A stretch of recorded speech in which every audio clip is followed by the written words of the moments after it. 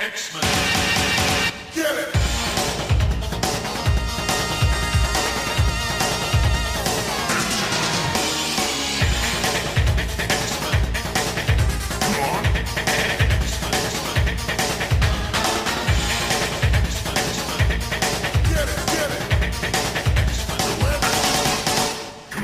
Hey everyone, and welcome to another exciting episode of Battle of the Atom. This is your weekly X-Men podcast where we rank every story from A to Z. I'm Adam, but I'm not Zach, and I'm introing the show because the first minute of our recording of this episode got destroyed somehow. So what you're about to hear is me stop talking, and then we're going to join our show as it already is in progress. Enjoy! Yeah, island nations probably should have more secure governments than this. Listen, we would all hope. I love how when you go to Madripoor, you're allowed to be racist, is what I understand. Oh, You're allowed to, it just goes right out the door and says, "Oh yes, we can do a racism here. It's okay. Everyone will understand because it's Madripoor." that's not something I've noticed, but I'm gonna take your word for it. Notice that writers do that. Well, I mean, yeah, have you not picked up on that, Adam? Because I feel like it shouldn't surprise anyone that white writers trying to write about a fictional South Asian island may not have the most cultural sensitivity. I don't know. I don't either. I am curious. I don't recall. Did Akira Yoshida write any Madripoor comics? Shadow in the Flame. Yeah, Shadow in the Flame. That was going to be my first question. Let's see, because there's Thor: Son of Asgard, which I didn't read. Electro the Hand, I didn't read. X-Men Fantastic Four, I did read. Apocalypse. Wolverine Soul Taker sounds like it takes place in Madripoor. Hey, it very well could be. Oh no, Kitty Pryde Shadow and Flame takes place in Japan. Oh, okay. Well, still problematic. Do you believe we wasted Paul Smith for this? It's a shame. It really is. Some of that looks. Want to know something really, really funny? What's that?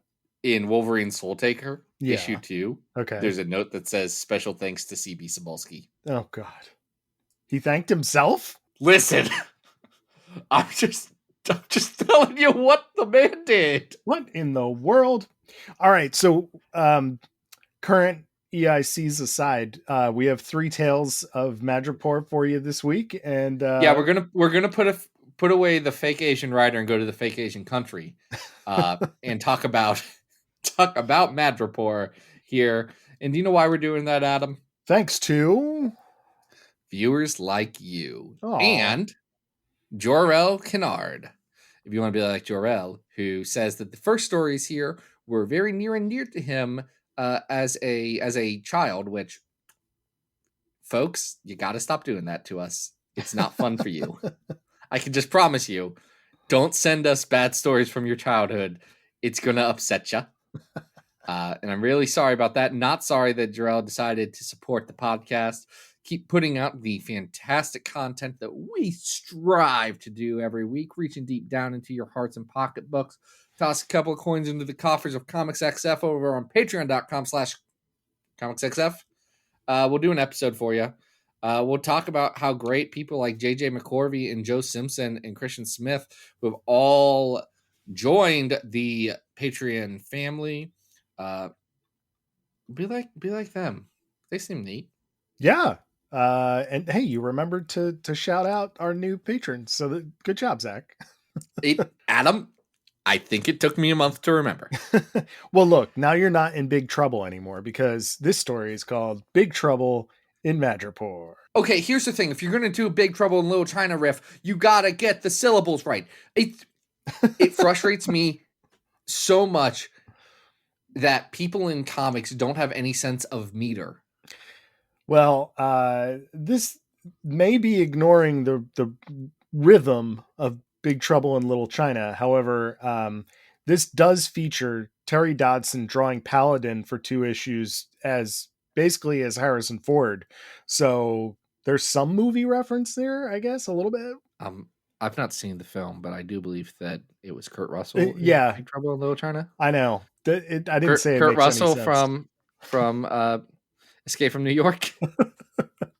Kurt Russell from those Santa Claus movies that Tim Allen's not in. The one and only. No, this story is Generation X issues 53 and 54. 54, written by Jay Faber, with Terry Dodson and Rachel Dodson on art, and colors by Kevin Tinsley, letters by Comicraft's Liv Agrafiotis, I think I said that right. I was going to let Greek you name suffer right. through the names Agrafiotis this time. Yeah. What a weird story this one is. Take your pick. Is it because there's Harrison Ford Paladin, or is it because there's Street Fighter, Mortal Kombat, Rising Suns? Let's start with Paladin. Okay. Adam, are you a fan of the Marvel character Paladin? I mean, he's fine here. He's a mercenary for hire, and he pops up every once in a while. I think he has a very... Paladin. I think Paladin sucks. He doesn't have a good costume. He looks dumb. Paladin just continues to constantly suck. And I don't know why we keep using him. He's not good. He's just like a crappy dude. Didn't he show up in Marauders at one point and they kicked him overboard? Or was that somebody else? No. You're thinking of the Executioner. Oh. And yeah. Batroc Zalipa. Oh, it was Batroc. Here's the thing. Batroc's way cooler than Paladin. Yeah, I mean, you could use Batroc the Leaper if you want to have a mercenary. There's so many better mercenaries in the Marvel Universe if you need a mercenary than stinking Paladin, who's dumb and sucks. Yeah, I think this is doubly problematic in that the two issues we have here, we have Jubilee just head over heels smitten with a crush for this guy and his movie star good looks that, will allow him to convince them to go to Madripoor to help him out. Yes. I don't like it. You said two things. Yeah, I don't like it either. Did I say two things? What did I do? Yeah, you said two things. And then I just said one thing. I don't know. You just said the one thing. It's fine. Happy New Year. It's fine. Happy 2023 again. Adam, before we get too far away from Paladin, can I share with you my favorite picture of Paladin ever? Yeah, sure. Let's this is from the cover of Captain America 390. Oh, yeah. It's the Superior Stratagem. Ron Lim draws it. Oh, yeah. The Superior Stratagem is the comic where Modam and Dr. Nightshade tried to trans Captain America. Yes. We've talked about it recently on the podcast. We did. And this is a great cover. He and Paladin and Cap are surrounded by villainesses, and Paladin is saying, "Easy, ladies. There's plenty of us to go around." To which Cap replies, "Shut up, Paladin." Perfect. Just the best thing to say to Paladin when he is on screen is "Shut up, Paladin." Yep. No one likes your style. Listen, I don't like Paladin. I don't like Paladin. I do like Terry Dodson. I think his art here is really nice, and he draws everybody looking super fine. It's very clean with that Terry Dodson cheesecakiness that everyone loves.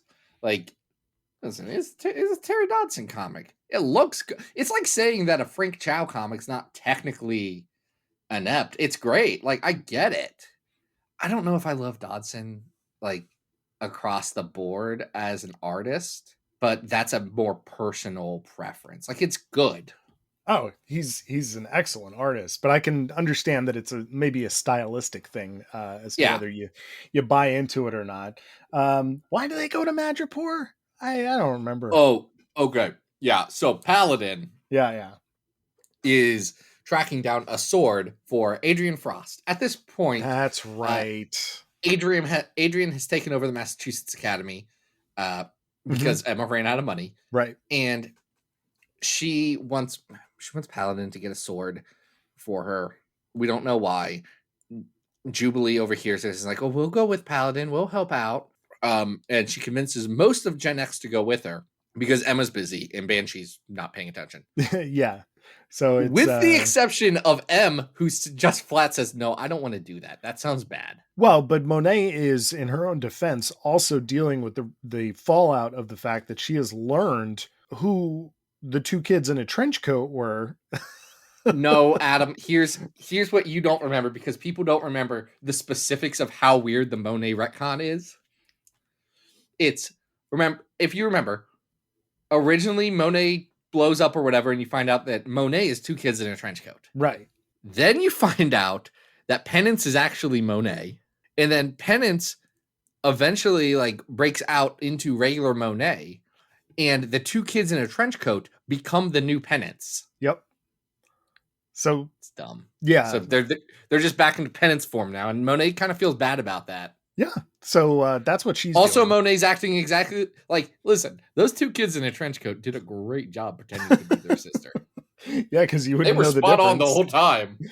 It's almost as if it wasn't supposed to be like that. I don't know. So the group that they're going to steal this sword from, the people protecting it, are the Rising Suns, who bear striking resemblances to, as I mentioned before, video game characters such as Blanca or Chun-Li or Raiden.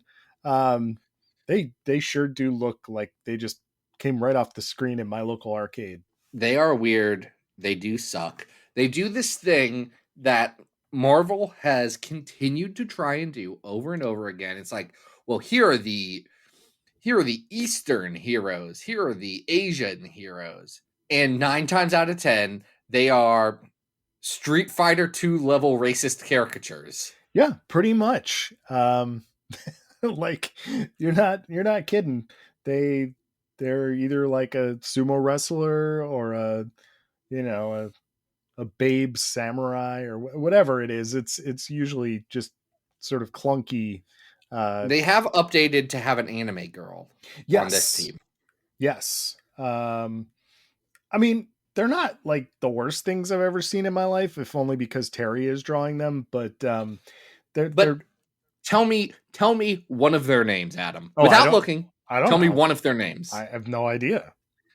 I just keep thinking of them as their video game counterparts. So I'm not sure. I know they're the Rising Suns. They're the Rising Suns. You know, characters like Dragonwing and Jet Black and Nightwind. Nightwind's the one that looks like Chun-Li. Yeah.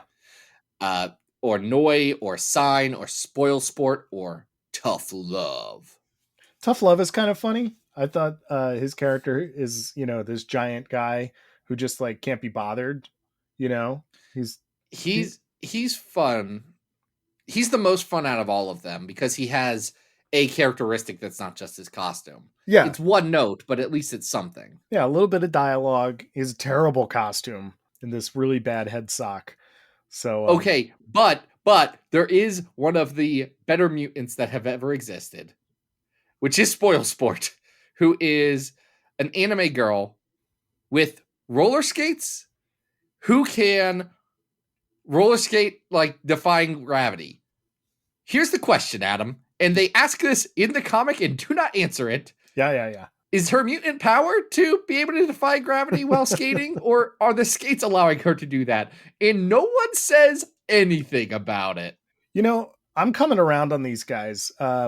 Jet Black is basically a motorcycle transformer. That's kind of cool. Jet Black is a motorcycle transformer. Again, they are just like your first idea of a white dude coming up with all these characters. Sure, but in our patrons' defense, I can see why if you read this as a kid and you saw a guy transform from a guy on a motorcycle into a guy with motorcycle transformer uniform, you'd probably think that's pretty badass. I mean, fair. Now, story-wise, there ain't nothing really going on here. Viper does show up at one point. Yeah. Generation X gets the sword. They fight on a bullet train. That's what happens. Huh. Yeah. That's pretty much it. And Emma's not too happy. Emma thinks it's bad. We do get the twist at the end of the issue of why Adrian Frost wanted the sword. Yes. It's the sword she killed her husband with, or had her husband killed with, and she wants to use her psychometry powers to feel his final death, which is just a weird... They want us to know that Adrian's a bad person, but we already know that because she's Emma Frost's sister. Yeah, she's looking to relive this final murder moment, and you'd think she could just, I don't know, she was there. Didn't she murder Literally, her husband? no, she had someone else do it with that blade. That's the whole Oh, thing. okay. Well, But literally, the only Frost sibling to turn out okay is Christian. And the only reason that happened is because Marauders somehow dropped, or for some reason, dropped the plot where Christian was possibly scheming against them. that's true. Just completely just forgot about it. The And pandemic did a lot of things. I don't want to say I forgot. I would like to say they had to make some tough choices. yes, we haven't seen Christian in a while, so who knows? Maybe things He was in that Bobby Solo series. That was like, I say that Marvel Voices Unlimited comic, Infinite comic, that was at the start of last year. Yeah, I mean, it's just been a while. He's not a regular cast member. All right, so that is Big Trouble in Madripoor, and why don't we try and rank it? No, I don't wanna. You don't wanna. That's I don't that's our wanna. show, buddy. We didn't come all the way Fine. across the Pacific to not rank these comics. Not rank the 729 comics we have on our ever expanding list of X-Men comics from best to worst, with the number 1 comic being the House of X, The Powers of 10, the number 50 comic being Excalibur, The Sword is Drawn. Why did I go to 50? We normally do 100s here. 100 is X Factor, The Longest Night. 200 is Uncanny X-Men 159, that Dracula one. 300 is Generation X Volume 2, 6 and 7, The Auction. Number, what did I do? 400 now? Are we down to 400 now? I think we're at 300 now. No, we're at 400. I counted. Oh, It's okay. Breaking Point from Uncanny X-Men, the Kieran Gillen story about Break World. Shattershot at 500. Number 600 is New Mutants, the Nova Roma arc. It's bad. I don't care what the people who like Celine now say. That's a terrible story. Mutant X Origins number 1 is at 700.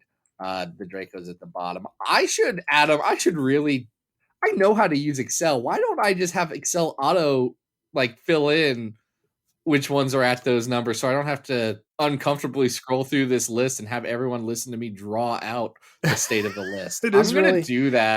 That would probably save me at least 15 seconds in editing, because then I won't have to, cut the pauses. But it is a good idea that we set up a function to do those cells. Where are we here? Are we in the 400s? I feel like I mean, I liked this. It's not terrible. I did not. That is my difference. And you think it's awful? listen, I think it's bad. Really? Okay. Yeah, there's no getting around it. I do think it's a bad comic. I mean, I liked it. I liked looking at it, and I thought it was sort of a fun romp. I don't think this is as good as. Do you think this is better than Shattershot? Shattershot's also a bad No, comic. it's not. It's not. So we're definitely in the 500s here. I don't think we're in the 600s. No, that Nova Roma story's worse. This isn't as bad as the Muir Island saga at 522. It's not as bad as the Muir Island saga at 522. It's not. It's not as good as Enemy of the State at 509. No, it's not. It's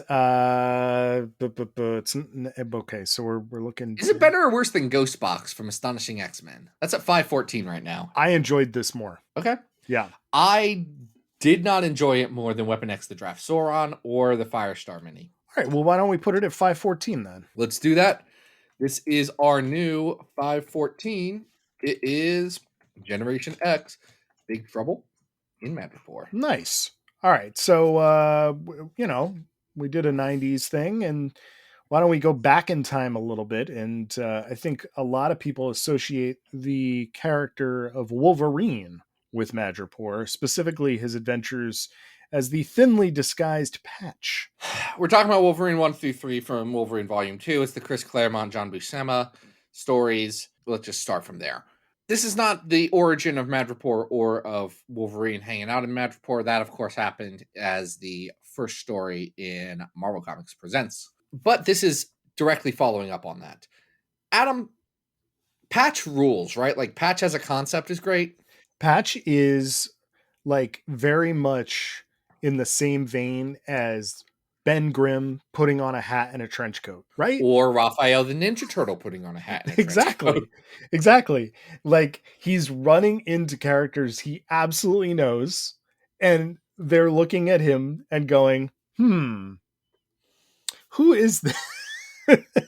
Folks, we have done enough making fun of Patch in comics and how bad that design is, or that, not design, but that concept is. We need to go back around to, for the next decade, playing Patch straight, and then we can switch back again. Well, isn't there a Patch series going on right now? Like, isn't... And it ended a while ago. It Oh, was a okay. mini series that Larry Hama did. Yeah. Not my favorite Larry Hama comic to Okay. come out in the last 2 years. Yeah, but you're right. It is an absolutely only in comics kind of phenomenon where someone could just put something over a very small section of their face. And especially when you have Wolverine's distinctive hair, his body, his shape, his claws, and who's that guy? I don't know. It's Wolverine. Yeah, it's very clearly Wolverine with a very... It's not even a big eye patch. A lot of times Buscema draws it and it's just this tiny little sliver of fabric. And you're like, what is wrong with people? It's just a little guy. It's just Clark Kent glasses right there. Like, it's classic. Yeah. Is this good? No. Is it bad, though? I don't think it's bad. I don't know. Here's the thing. Here's what happens in this story. Wolverine is hunting for a sword. This is not just any sword, Zach. Come on. Are you talking about the Muramasa blade? The Muramasa blade, Zach. But not that Muramasa blade. And they call it the Black Blade, but it's not the Black Blade of the Black Knight that also drives you evil. This is a different, unrelated sword that Muramasa also made. It is a Muramasa blade. How's that? This is one of 3 Muramasa swords that Wolverine has had over his time. One of them was made in hell. One of them was made after Romulus killed his family. One of which is this thing. None of them are related, except for Wolverine only knows one dude who knows how to make swords, and it's the legendary best swordsman ever. Yeah. I feel like a huge part of why I'm enjoying this small arc, which involves the whole first issue, is basically Wolverine kicking the crap out of human trafficker pirates. Wolverine does murder some pirates good. Like, just that part rules. Huge piles of pirates. Like, he's just stacking them, their corpses upon his back. It is wonderful. It's going to depend on your enjoyment of John Buscema's artwork. So Chris Claremont's writing this. John Buscema is penciling. Al Williamson is inking. Tommy Orrs is doing the letters, and Glynis Oliver is doing colors. So we essentially have, 3 out of 5. We've got an X-Men team here, right? And I love the energy that John brings to this book. Like, there is a really fun vibrancy and movement to the way that he draws his characters, and especially his fight scenes, that works really well with this. I mean, I've just never been a Buscema guy. Oh, okay. It doesn't matter if it's John. It doesn't matter if it's Sal. It is so stuck in my mind, and I know that that's not the even close to the only thing they did, but it's stuck in my mind as 70s Marvel House style, partly because that's what they defined. It's not, and I know that the Buscemas were working since the 40s at Timely, Atlas, Marvel, all that, into the 90s. But like I see John's work specifically as, okay, he's the guy they got when they couldn't get the Neil Adams, the Jack Kirby, the Barry Windsor Smith, the whoever the big hot artist of the moment was. It's like Buscema would be the backup for that in my mind. I mean, I can see it that way necessarily too. Fair, but yeah, I think that's undercutting what his talent is here. Like the way in which he can do movement. I'm just looking at a page right here where a guy lunges at Wolverine with a knife, and Wolverine flips him onto his back and then slices through another guy's necktie. Like, he's just very capable at all of this, and it works really well. It's interesting that you associate him with, obviously he's of a time, right?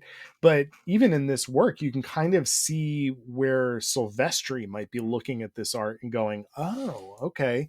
I can kind of see how, how he's drawing people, how they're they're constructed, and you can kind of see some of the more cartoony qualities of Silvestri's work come out from something like this. I can buy that. Yeah. So Silver Samurai is a big part of this story.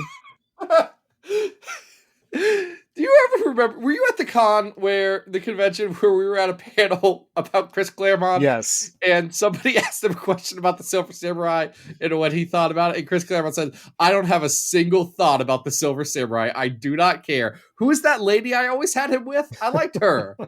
We're like, the Nazi Viper. Yeah, her. That's right.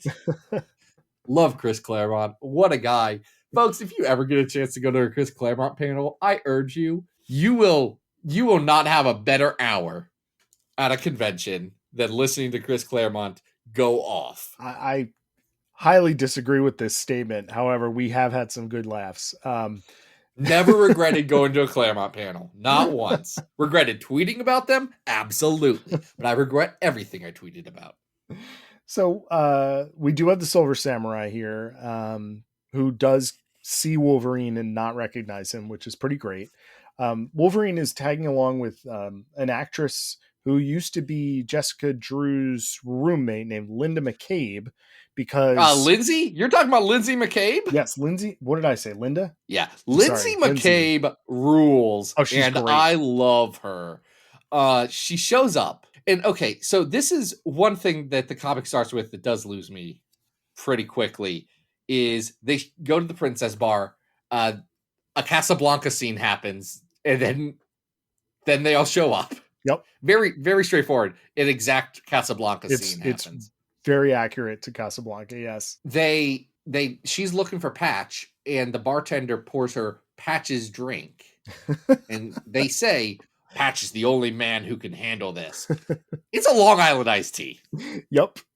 It's pretty ridiculous. It seems like Claremont just discovered this drink and decided to write it into the book, because it's really silly. Wolverine would not drink Long Island iced teas. I don't believe that. If you wanted to get hammered, yes, actually. As everyone who drinks Long Island iced teas do. It's, do I want to drink as much alcohol as I can as quick as possible? They soon discover, after McCabe has transformed into or changed into a beautiful gown to help bartending. One note here that I have to make, because it's so important to why I love Lindsay McCabe. Yeah. Lindsay McCabe then immediately has one of these drinks and spends the rest of her existence as an X-Men character drunk. Right. She has two. I think she tries to drink Wolverine under the table and ends up falling on her own butt. Never stops being drunk after this. But unfortunately, Jessica Drew is in possession of not a Muramasa blade, and has transformed into, a sexy leather queen. And Wolverine has to stop that from happening and get the sword and fight Silver Samurai, but then Silver Samurai can have the sword because Silver Samurai's power is sword power. Yeah, and Silver Samurai is pure. Even if he is evil, his intentions are he is honorable, is Chris Claremont's thing. Right. We don't mention that there's a whole cult of the Black Blade that does a Indiana Jones and the Temple of Doom. Oh, that's true. That's it. Again, look, I'm not sure how much exposure Chris Claremont really had to the Eastern world. I would argue little. I don't know. Honestly, I feel like this is fun. There's a scene where they're trying to get some answers out of some guys, and McCabe pretends to go into the dark corners and murder one of them. And it just turns out that is great. That she just is using her acting skills to scream like the man that she supposedly stabbed, and comes back because she just happens to have some fake blood on her. It's just shocking no one. Chris Claremont is way more entertaining when he's writing this woman that he's interested in writing than he is writing a smelly man. So, Wolverine does end up becoming possessed by the Black Blade. He wears kind of this fun mask and costume. He's going to sacrifice Jessica Drew and fight Silver Samurai. The end, right? The end. Silver Samurai gets that sword for a while. Yeah. I don't know whatever happened. Whatever happened to that sword? I don't know. Uh, Not worried about it. I enjoyed this. You're not worried about what happens to the Black Blade? Well, it seems very unclear as to he probably just used it. I don't know. Until somebody forgot about it. You're looking this up.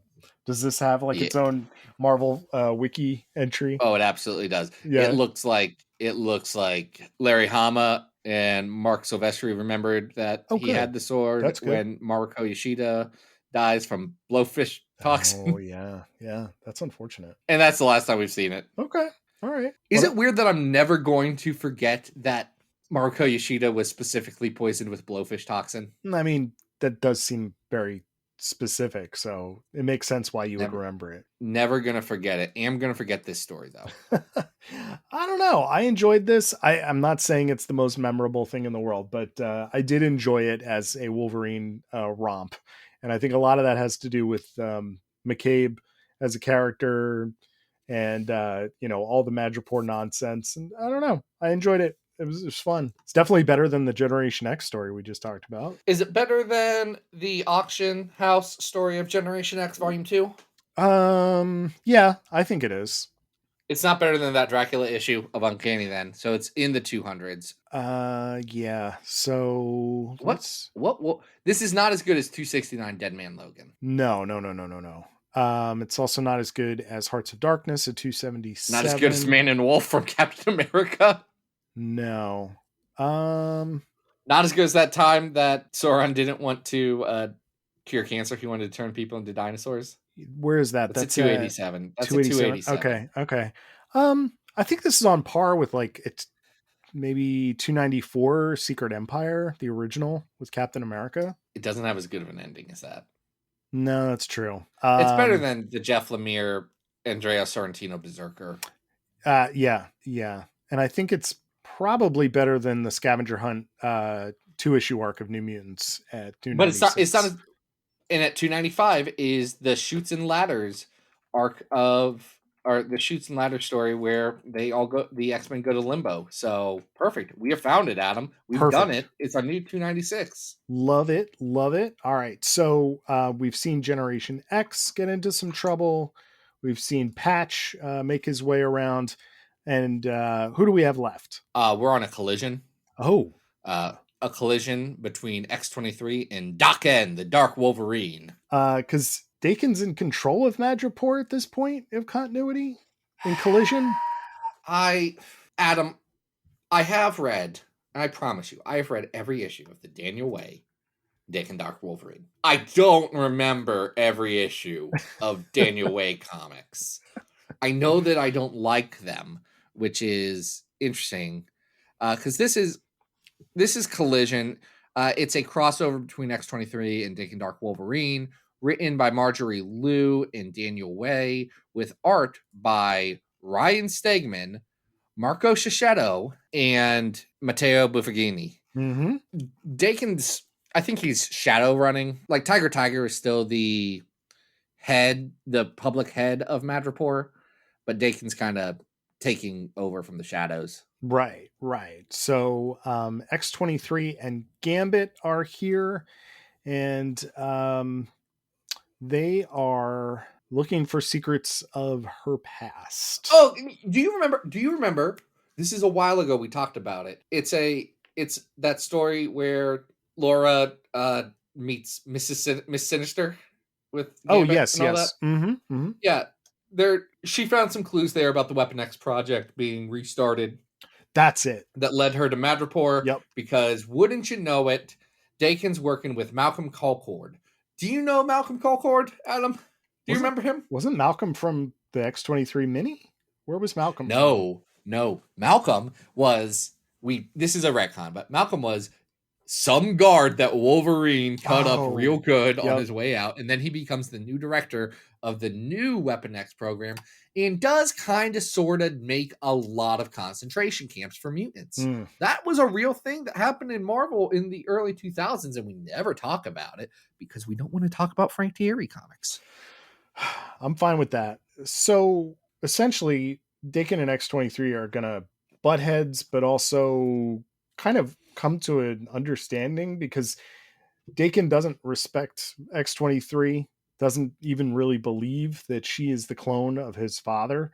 And they really have to come to grips with the fact that each other exist. And that's about as far as we get. Now, I want to make something a little clear here, because if you're coming to this from a 2023 lens, you have a different view of Daken than a 2011 lens Mm-hmm. would, which is when this comic came out. Dark Wolverine is the subtitle here.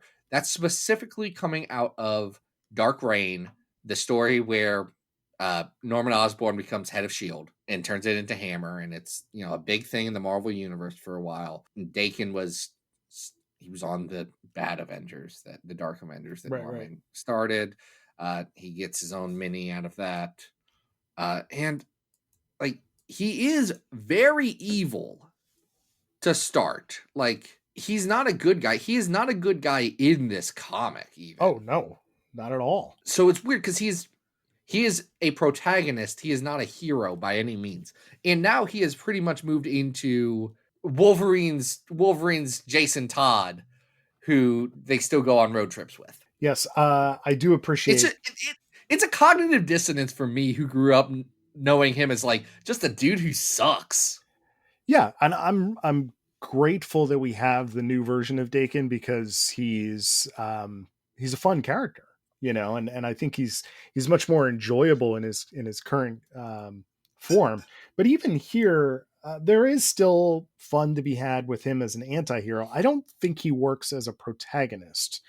Also, yes. But I think here he does work in this story, because he works here as a really good antagonist to X-23 and Gambit. And there's really fun scenes, like when Gambit basically charges up his staff and just like burns off half of Daken's face. And like, there's good stuff happening here. It is. I think he makes for an interesting foil to Laura. Yes. In this story. Mm-hmm. And that's the highlight for me, is the Laura stuff.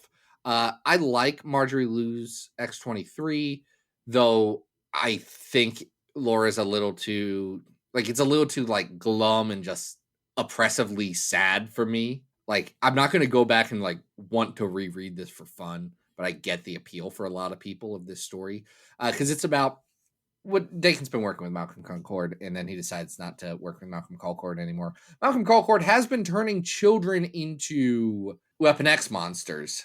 Yeah. Which is weird. Yeah. Also weird that this is a comic where X-23 does very explicitly murder multiple children. Yeah, that's not great. They've been turned into monsters. They were dead already. It is weird that she stabs a lot of children. She does. She also just blows up the Weapon X facility with her and Daken inside of it, so that they both become, skin shredded monster skeleton people. Yeah. And have a little heart to heart at the end. So I don't know. I will say I really enjoyed Ryan Stegman's art on the X-23 issues. I think it looks absolutely fantastic. I really enjoy Marco Cicchetto's art on the Daken Dark Wolverine issues. I think when you're going back and forth between the two, there's a little bit of dissonance, but there's a ton of dissonance for me, bud. Right? I mean, you're going from these are two great artists that to me could not be farther apart stylistically. Exactly. The Daken, I think Cicchetto at this point, he's not quite up to like the heights that he will elevate to by the time he gets to Daredevil, but still incredible work, and it's very dark. It's very high contrast, very, very heavy on the inks and the blood and the gore. So it's definitely a contrast from Stegman's more cartoony style.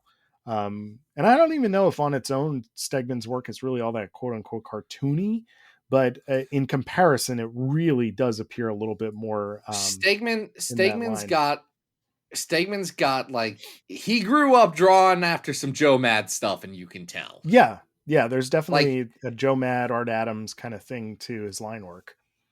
Yeah, he's pulling from that, and it's just, I think there can be a challenge when you are doing a book or a crossover like this, but you want to retain the artistic talent that's already on the book. Yeah. I see the necessity of doing that. However, I don't know if you may be better suited from a casting standpoint to not do that and maybe find some artists that are more complementary of one another, Sure. unless you are doing something like, oh, we're telling this from two different sides and the art's going to be reflective of that. This is just going from one story to the next, and it doesn't work as a sequential piece. No. Plus, I mean, there's just not that much happening here. It's not. I very much prefer Lou's X-23 issues to the Daken issues. And Well, are you telling me that you think Marjorie Liu's a better writer than Daniel Way? 100%. There's another bit of back and forth there that doesn't quite work. So at the end of the day, I think this probably would have been more successful if one of these characters just guest starred in the other one's book. Probably Daken in X-23, but yeah, probably the better choice. Yeah, but that's just not how comics work when you have these two titles running and you want to cross over these children of Wolverine. So I think this is probably the least successful of the three stories we talked about today. I mean, I think it's more successful than the Madripoor story, but that's me. Then the Gen X story? Yes, they're all Madripoor stories. That's the whole bit, isn't it? Oh, well, I mean, yeah. All right. Well, we have that down at 515. The lowest I will go is Wolverine Jubilee at 519, which I think is of a similar vein of not as good as you want it to be. Yeah. But not like I can see the appeal. We're still in the same general area in the 500s. This is not better than Enemy of the State at 510. It's really not. And though I think it's probably better than the Marvel team up with Havoc and Thor, but it's probably not as good as Ghost Box 516. Then let's just put it there. Perfect. Let's put it right there, Adam, because it's the end of the episode. And we've got a marathon recording session going up, which folks, in case you don't know what we mean when we say that, we mean we're recording half a Cerebro together. So we've got our little Madripoor corner here on the list, and nice job, Zach. Nice job, Adam. I'm really glad we got to take that journey. Yeah. And I'm really glad that Jor-El Kennard took us there. If you want to be like Jor-El, listen to the top of the episode and do those things. It's yes, great. Please. Super good. We all love it. Adam, what do you got going on? I'm going back to school. I'm taking classes, so that's going to be taking up a lot of my time. But if you guys want to follow me online, go to Instagram/adam.rec. And Zach, what do you got going on? And what are we doing next week? I've got going on nothing. I'm going to be on a vacation with my family. Ooh. And if any of you see me at the Walt Disney World, do not interrupt my family vacation, please. I don't think any of you will, to be honest. That would be a weird thing for the third most popular X-Men podcast to happen to. Yeah. But just in case, like, send me an email, I guess, after and said, hey, we were in the same place at the same time. I was like, okay. I saw you on Splash Mountain. I don't want to ride Splash Mountain. You can't. It's closed. Not yet. No? I thought it was. No, it hasn't closed just yet. All right, never mind. Forget I said that. I just don't want to get wet. Oh, what a baby. You don't get wet on that ride. Come on. I hate getting wet at amusement parks. All right. Hey, what are we doing? I don't like riding Whitewater Canyon at Kings Island for that very reason. It's a very different experience. So what is our next episode? Oh, Adam. You and me get the distinct privilege of taking our listenership through Ultimatum. You mean it's going to be our ultimate episode? No, we've made that joke so many times. Every time we cover the Ultimate Universe, we make that joke. It's not. It's just an episode. It is an episode all about Ultimate X-Men. It is not our ultimate episode. It's not even going to be like our best episode that comes out in January, but it is going to be the one that you and me suffer through the most. So, folks, if you like those episodes, you're going to be in for a treat. I can't wait until we pivot this into an X-Men 2099 podcast so soon. Coming soon. Just save us from having to talk about Ultimatum. But until then, folks, this has been Battle of the Atom. We hope you survived the experience. Get it!